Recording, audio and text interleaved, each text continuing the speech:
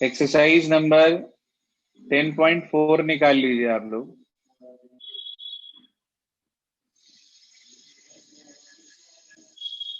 Exercise number 10.4 में जो हमारी प्रॉब्लम्स हैं वो हैं क्वेश्चन नंबर 3, 4, 6, 7, 8 और 12। तो ये सारे क्वेश्चन मैं आपको बता देता हूँ। इनसे अलग फिर भी कोई प्रॉब्लम यदि किसी की है तो वो चैट बॉक्स में मैसेज डाल दे और वहां से अपनी प्रॉब्लम पूछ ले। तो क्वेश्चन नंबर 3 ये कहता है हमारे को 10.3 के दो एग्जाम्पल्स 1920 रहते हैं, मुझे याद है। नंदनी रहते हैं, मुझे पता है ट्राइंगल इनइक्वालिटी वाले, वो करा दूंगा अभी। पहले इसकी प्रॉब्लम बताता हूँ। तो क्वेश्चन नंबर 3 ये कहता है कि if a unit vector A vector makes angle pi by 3 with I, pi by 4 with J and an acute angle theta with के, तो वो कह रहा है find theta and hence the component of A vector. अच्छा जी, सुनिए ध्यान से। क्वेश्चन नंबर 3 की बात कर रहे हैं हम। तो क्वेश्चन नंबर 3 में क्या क्या कहा उसने देख लें। तो हमारे पास हमने सबसे पहले लेट कर लिया, let A vector is equals to a1i plus a2j plus a3k। अब हमें पता है कि since A vector is a unit vector, A vector हमारे पास यूनिट वेक्टर है। अच्छा, अगर ए एक यूनिट वेक्टर है तो मैं ये कह सकता हूं कि it implies magnitude of A vector हमारे पास 1 होगा, यानी कि under root of a1 square plus a2 square plus a3 square की वैल्यू 1 होगी, यानी कि a1 square plus a2 square plus a3 square की वैल्यू 1 होगी। तो ये आ गया जी हमारे पास, ये हमने यहां से निकाल के रख लिया। अब उसने आपसे ये कहा कि एंगल आपको दे रखा है pi by 3 with I cap, pi by 4 with J cap और एक्यूट एंगल थीटा विद के कैप। तो आपको ये निकालना है। अब मेरी बात सुनो, एंगल विद आई कैप का मतलब एल्फा होता है। तो आपको एल्फा की वैल्यू दे रखी है पाई बाय 3, बीटा की वैल्यू दे रखी है पाई बाय 4 और गामा की वैल्यू दे रखी है थीटा। आपको पता है कि L square plus M square plus N square की वैल्यू 1 होती है, यानी कि डायरेक्शन कोसाइंस के स्क्वायर का सम हमेशा 1 होता है। एल का फार्मूला होता है हमारे पास कॉस एल्फा, यानी कि कॉस स्क्वायर एल्फा, तो कॉस बीटा। इसका मतलब हमारे पास वो हो गया कितना, cos square beta plus cos square gamma की वैल्यू हमारे पास 1 है। इसके अंदर हमने अल्फा बीटा की वैल्यू रख दी और गामा की जगह थीटा पुट करके उसे कैलकुलेट कर लिया। तो cos पाई बाय 3 यानी कि cos 60 की वैल्यू जो होती है वो sin 30 के इक्वल होती है, यानी कि हम ये कह सकते हैं कि जो हमारे पास ये वैल्यू बैठेगी वो आ जाएगी 1/2 का स्क्वायर, यानी कि 1/4। उसके बाद अगला हमारे पास है पाई बाय 4 एंगल, तो cos पाई बाय 4 मतलब 1/√2 का होल स्क्वायर 1/2 हो गया और plus cos square gamma is equal to 1 आ गई वैल्यू। आप यहां से गामा की वैल्यू रख देंगे, थीटा है, तो आपको कॉस स्क्वायर थीटा की वैल्यू मिल गई 1 माइनस 1/4 माइनस 1/2। इसे कैलकुलेट कर लेंगे आप, एक में से आधा चला गया, आधा बचा, आधे में से 1/4 चला गया, फिर 1/4 बचा, चाहे एलसीएम लेके कर लो, आपकी इच्छा है। 1/4 आ गया, तो कॉस थीटा की वैल्यू आपको 1/2 मिल गई। अब कुछ बच्चे कहते हैं सर प्लस माइनस क्यों नहीं लगाया। भाई उसने क्वेश्चन में कहा कि थीटा एक्यूट एंगल है, एक्यूट है तो कॉस पॉजिटिव देगा, इसका मतलब क्योंकि फर्स्ट क्वाड्रेंट हो गया। अब पाई बाय 1/2 जो वैल्यू है कॉस के अंदर वो आपको भी बताई थी कि कॉस पाई बाय 3 पर होती है। कॉस से कॉस एडजस्ट हो गया, थीटा आपको पाई बाय 3 मिल गया। ये आ गया जी हमारे पास थीटा की वैल्यू। तो उसने हमारे से कहा था एक तो एक्यूट एंगल थीटा हमें कैलकुलेट करना है, और उसके बाद उसने ये कहा था hence find the components of A vector. A vector के कंपोनेंट्स उसके बाद निकालने के लिए कहे थे उसने हमारे को। तो हम उसको किस तरीके से करेंगे, अब देखिए आगे। पहला पार्ट आ गया। एक चीज का ध्यान रखना, अगर उसने ये कहा है हमारे से कि find theta and hence find the component of A vector, और आपने पहले कंपोनेंट निकाल दिए, तो गलत हो जाएगा। हेंस का मतलब उसके बाद। क्वेश्चन की लैंग्वेज को समझना बहुत जरूरी है। तो क्या करेंगे उसमें, हम कैसे फाइंड आउट करेंगे इसके कंपोनेंट, वो भी समझ लीजिए ध्यान से। हम एक एक कर कर चलेंगे। आपको दे रखा है, केस फर्स्ट ले रहा हूं, सिर्फ एक निकाल के दिखा रहा हूं, बाकी कंपोनेंट आप खुद निकालेंगे। आपको दे रखा है angle between a vector and i cap is π/3। Angle between a vector and i cap is π/3, वो आपको दे रखा है क्वेश्चन में। ऐसा कोई बात नहीं, आपने फार्मूला पढ़ा है, कॉस थीटा बराबर दोनों वेक्टर की डॉट, आई कैप वाले की भी और ए वेक्टर की भी, अपॉन दोनों का मैग्नीट्यूड। यही पढ़ रखा आपने भाई, दोनों की डॉट अपॉन दोनों का मैग्नीट्यूड बराबर कॉस थीटा। ये होता है, थीटा की वैल्यू π/3 आपको दे रखी है, तो cos π/3 इज इक्वल टू। अब देखो मेरी बात समझो ध्यान से, ये जो ए वेक्टर है वो है a1i a2j a3k, और ये इसकी डॉट आई के साथ हो रही, तो आई वाले की आई वाले से मल्टीप्लाई होती है और बाकी जे और के साथ जीरो होती है। तो इसका मतलब जब मैं इन दोनों की डॉट करूंगा तो मुझे सिर्फ क्या मिलेगा, a1। दोबारा समझो, ए वेक्टर का मतलब क्या है, a1i a2j a3k, उसकी मल्टीप्लाई आई कैप से करूंगा तो जे और के साथ तो जीरो हो जाएगी, आई की आई के साथ ही डॉट वन होती है, तो a1 आ गया आपके पास। अब ए का मैग्नीट्यूड ये लिखा 1, और आई कैप का भाई ये तो यूनिट वेक्टर ही होते हैं आई जे के, तो इसका मैग्नीट्यूड भी कितना 1। cos π/3 यानी कि cos 60 की वैल्यू 1/2, तो a1 आपके पास 1/2 आ गया। ये a1 आ गया। बिल्कुल ऐसे ही जैसे मैंने आपको केस फर्स्ट कराया है, बिल्कुल इसी तरीके से आप केस सेकंड और केस थर्ड करेंगे। बिल्कुल इसी तरीके से आप केस सेकंड और केस थर्ड करेंगे, जिसके अंदर आप वैल्यू निकालेंगे a2 की और a3 की। केस सेकंड से आपको a2 मिल जाएगा जो कि cos π/4 के इक्वल होगा, क्योंकि दूसरा एंगल π/4 है ना, तो cos π/4 की वैल्यू होती है 1/√2। डायरेक्ट लिख रहा हूं मैं, आप लोग पूरा निकाल लेना। मॉड x क्या है ये भाई, ये मॉड x नहीं है, 1 × 1 लिखा है ये, मॉड x नहीं है, 1 × 1 है बेटा।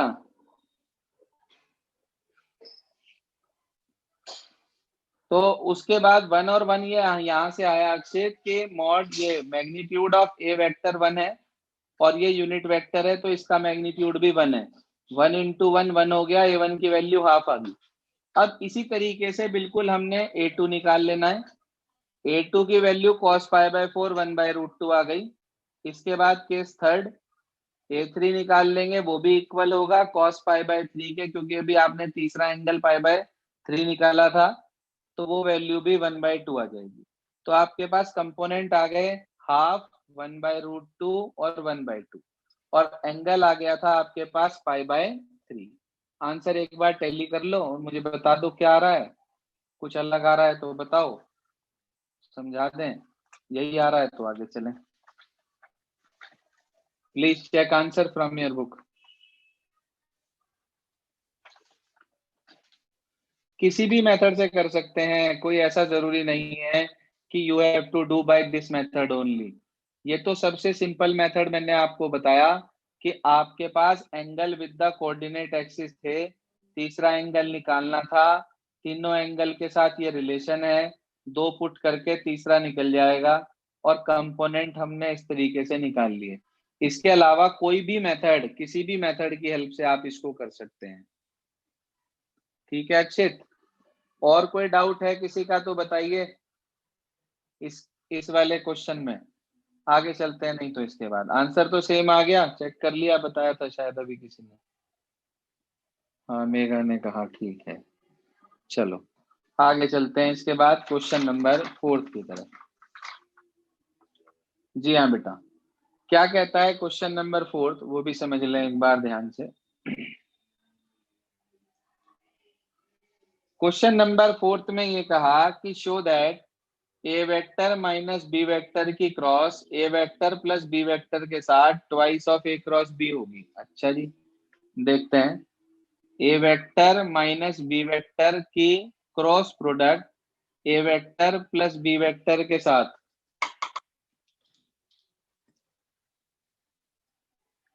जो होगी वो इसके इक्वल होगी। क्या करेंगे, देखिए ध्यान से। ए की क्रॉस ए से कर दी, फिर प्लस ए की क्रॉस बी से कर दी, फिर प्लस माइनस माइनस बी की क्रॉस ए से कर दी, और प्लस माइनस माइनस बी की क्रॉस बी से कर दी।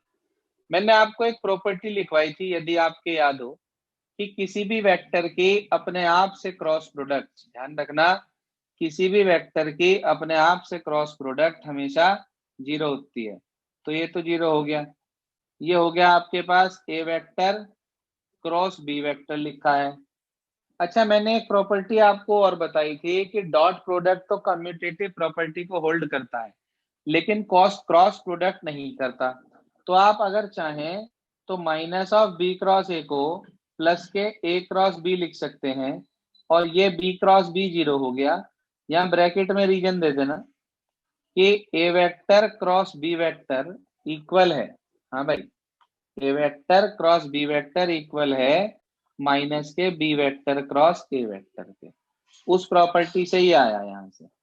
तो a cross b plus a cross b मिलके हो गया हमारे पास twice of A vector cross B vector. बिल्कुल साधारण सा सवाल, और ये आरएचएस के इक्वल प्रूव हो गया। ये है जी आपके पास क्वेश्चन नंबर 4। ये आपकी अगली प्रॉब्लम थी। इसके बाद क्वेश्चन नंबर 6 आपका अगला डाउट है, वो क्या कहता है वो भी समझ लीजिए। क्वेश्चन नंबर 6, 5th किसी की प्रॉब्लम है तो ग्रुप पे, इस पे चैट बॉक्स में सेंड कर देना भाई। 5th क्वेश्चन वैसे बहुत आसान है।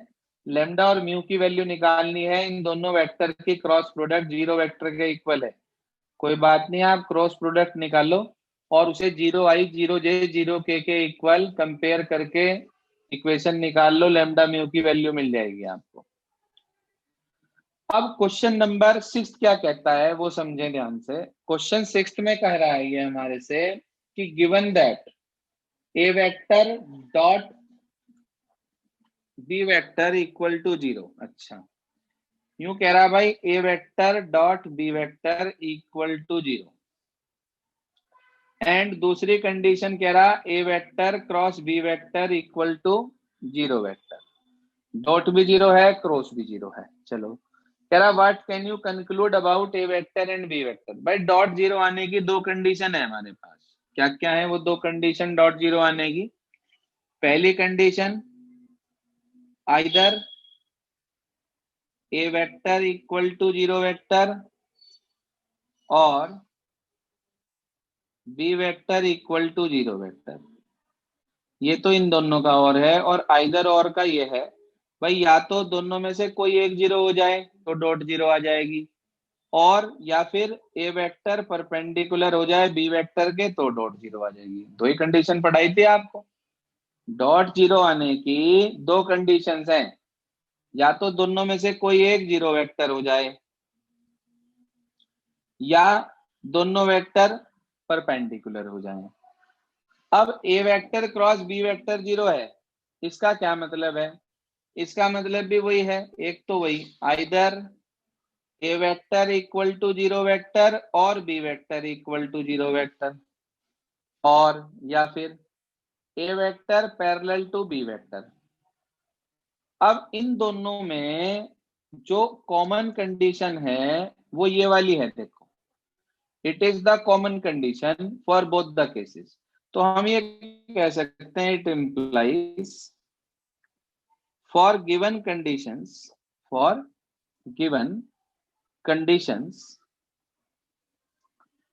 either a vector equal to 0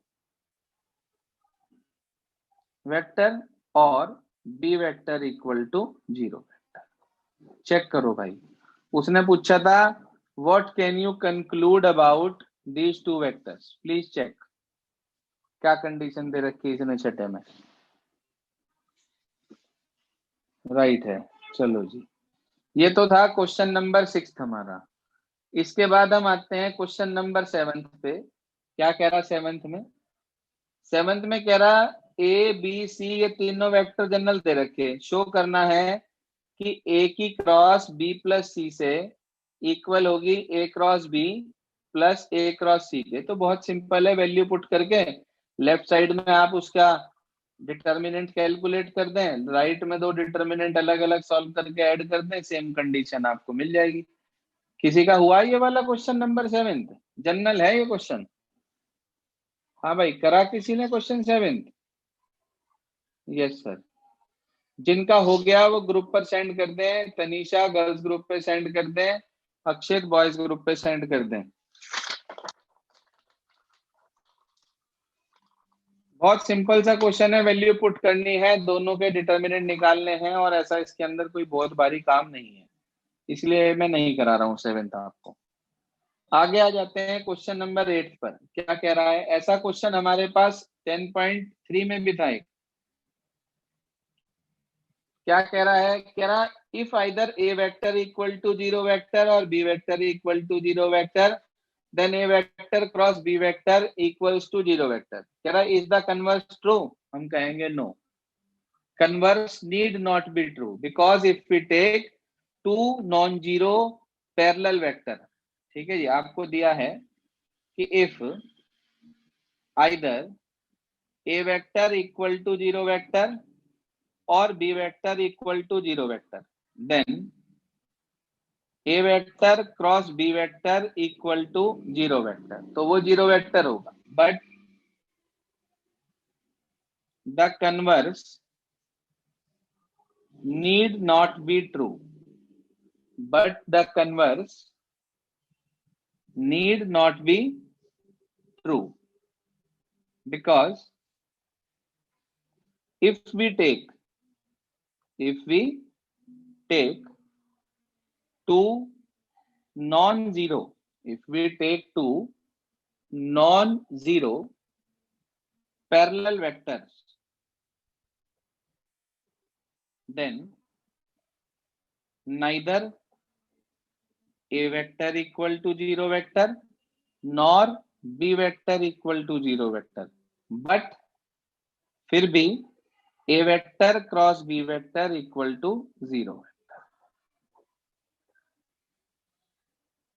भाई उसने ये कहा था कि ये 0 हो या ये 0 हो तो ये 0 होगा, इसका उल्टा मतलब अगर ये 0 है तो भी क्या ये दोनों 0 होंगे? तो हमने बता दिया neither this equal to 0 nor this equal to 0, but this vector a vector cross b vector is 0 vector. कब? When we take two non zero parallel vectors. तो ये हमारा आंसर है कि a and b vectors are two non zero parallel vectors. वो example भी मांग रहा है इसका एक। हाँ भाई, एग्जाम्पल भी मांग रहा है इसका एक, दे दो एग्जाम्पल भी साथ साथ। देखो उसने कहा कि जस्टिफाई और आंसर विद एन एग्जाम्पल। कोई बात नहीं, आपने ए वेक्टर लेट कर लिया, a vector is equals to i plus j plus k, और बी वेक्टर आपने निकाल दिया 2i प्लस 2j और प्लस 2k। भाई रेशियो सेम रखी, इसका मतलब पैरेलल वेक्टर है। अब आप देखो ना, तो a 0 है, since a vector is not equal to 0 vector and b vector is not equal to 0 vector. Now अब आप इसकी क्रॉस प्रोडक्ट निकाल दीजिए। हाँ बेटा जी, क्रॉस प्रोडक्ट निकाल दे a vector cross b vector की, निकाल लीजिए क्या बैठेगी। तो ये आपके पास पहले वाले में i फिर j फिर k, उसके बाद 1 1 1 2 2 2, यहाँ से 2 कॉमन ले लो, 1 1 1 बचेंगे दो रो में, तो इसका डिटर्मिनेंट कितना आएगा? जीरो। तो आप देखें ना तो ये जीरो ना ये जीरो, मगर फिर भी इनकी क्रॉस जीरो। देखो भाई, क्लियर हो गया क्वेश्चन नंबर 8 विद एग्जांपल आपको बता दिया मैंने। क्वेश्चन नंबर 8 एग्जांपल अगर आप कोई और देना चाहें तो आपकी अपनी इच्छा है। हाँ भाई, क्लियर हो गया क्वेश्चन नंबर 8, बता दें चैट बॉक्स में। चले आगे।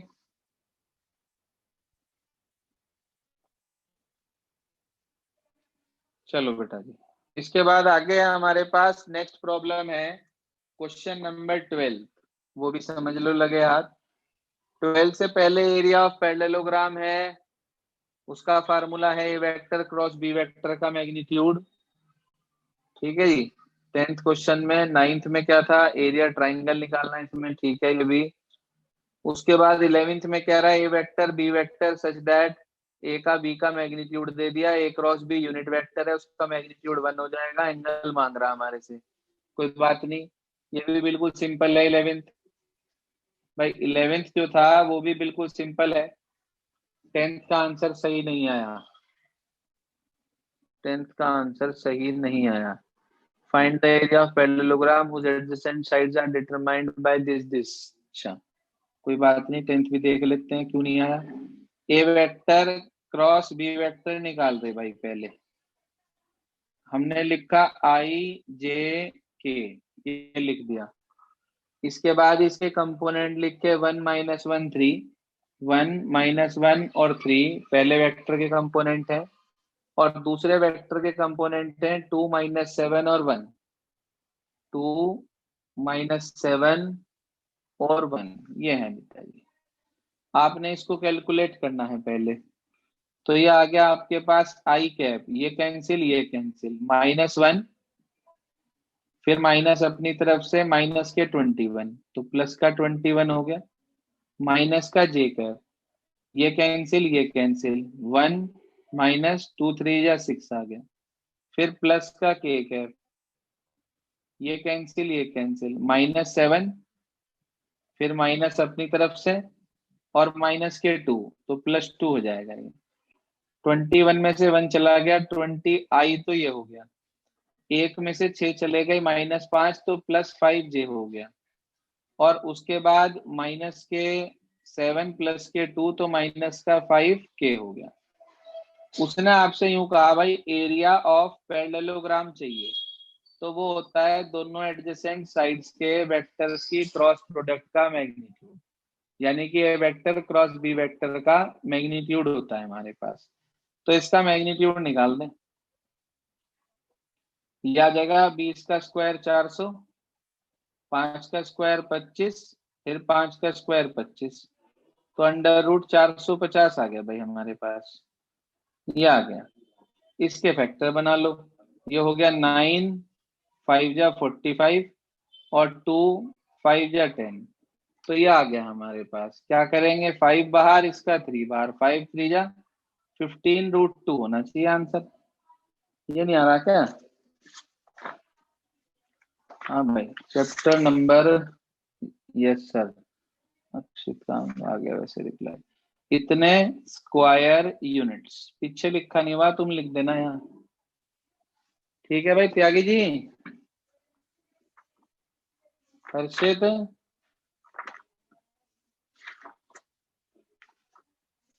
ये था जी।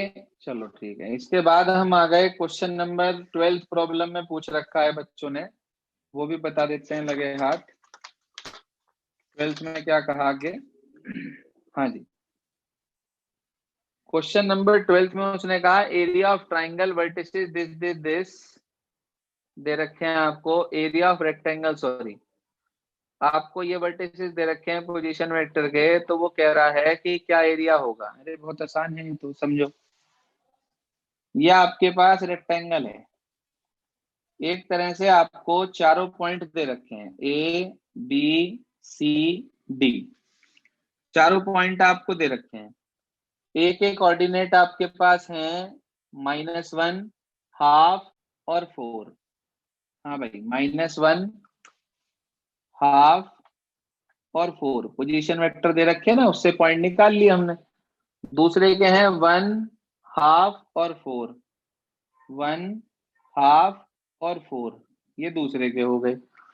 तीसरे के हैं 1 माइनस हाफ और 4, 1 माइनस हाफ और 4।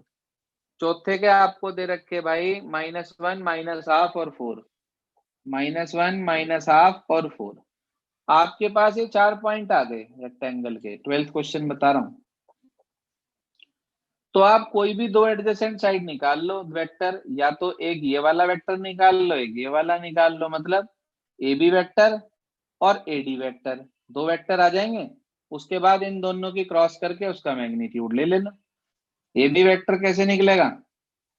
बी में से ए माइनस करके, इससे मैं नाम दे दूंगा ए वेक्टर का। ऐसे ही मैं निकालूंगा दूसरा vector A D vector. A D कैसे निकलेगा? डी में से ए माइनस करके, इसे मैं नाम दे दूंगा बी वेक्टर। तो आपको दो वेक्टर मिल गए। ऐसे ही बिल्कुल इसका पहले क्रॉस कर लेंगे, फिर उसका मैग्नीट्यूड ले लेंगे। भाई रेक्टेंगल भी तो एक पैरेललोग्राम ही है,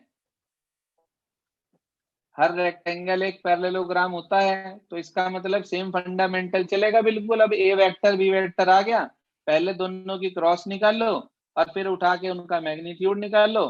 जो भी मैग्नीट्यूड आएगा वो आपके पास एरिया ऑफ पैरेललोग्राम यानी कि एरिया ऑफ रेक्टेंगल कहलाएगा। देख लें भाई, क्लियर हो गया क्या सबको? हाँ भाई बच्चों, कोई और डाउट एक्सरसाइज 10.4 से किसी का है तो बताएं। और अगर कोई डाउट नहीं है तो हैंड रेस कर लें ताकि मुझे पता चल जाए कि आपके सारे डाउट्स क्लियर हो गए। हैंड रेस कर लें जिनकी कोई प्रॉब्लम नहीं है 10.4 से। एग्जाम्पल की बात अभी नहीं कर रहा हूं, दो एग्जाम्पल 10.3 के भी हमारे रहते हैं। कल मैं आपको इसकी मिसलेनियस एक्सरसाइज समझाऊंगा, लेकर पहले क्वेश्चन से और आखिरी क्वेश्चन तक सबका हिंट देके कल मैं इस चैप्टर को खत्म कर दूंगा ताकि फिर उसके बाद आगे कराया जा सके।